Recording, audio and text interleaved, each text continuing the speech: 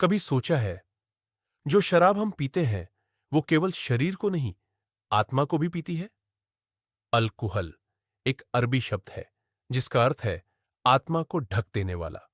और यही शब्द बना आज का अल्कोहल, यानी जो हमारी चेतना को ढक देता है, हमारी आत्मा की रोशनी को मध्यम कर देता है। व्यक्ति के हाथ में गिलास धीमी फोकस में आत्मिक ऊर्जा मंद होती दिखती है। गूढ़ दर्शन कहता है हर इंसान के भीतर एक दिव्य प्रकाश होता है, एक आत्मिक दिया जो सच्चाई, प्रेम और शांति से जलता है। पर जब शराब उस शरीर में जाती है तो यह प्रकाश एक एक कर बुझने लगता है। मन भ्रमित होता है, विचार असंतुलित होते हैं और आत्मा पर एक काली परत चढ़ जाती है। नशे में व्यक्ति गलती करता है, दूसरों को आहत करता है।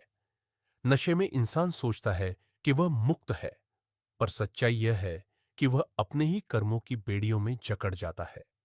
शराब चेतना को धुंधला कर देती है, और जब चेतना धुंधली होती है तो कर्म अंधकार में उतर जाते हैं। यह कर्म फिर आत्मा की यात्रा को भारी कर देते हैं और अगला जन्म एक अधूरी कहानी बन जाता है। हर इंसान के चारों ओर एक ऊर्जा मंडल होता है, ओरा। जब शराब शरीर में जाती है, यह ओरा छिद्रित हो जाता है। नकारात्मक शक्तियां, अधोचेतन प्राणी धीरे धीरे उस आत्मिक ऊर्जा को चूसने लगते हैं। यही कारण है कि नशे में व्यक्ति अपने ऊपर नियंत्रण खो देता है, कभी हिंसक, कभी उदास, कभी पश्चाताप से भरा। पर याद रखो, हर पतन के बाद उत्थान का मार्ग होता है। यदि हम चाहें तो उसी चेतना को फिर से जागृत कर सकते हैं।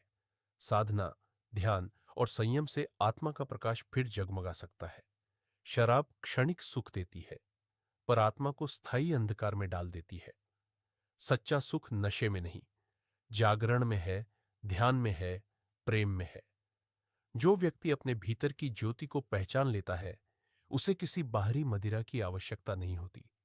उसका अमृत तो उसके भीतर ही बह रहा होता है।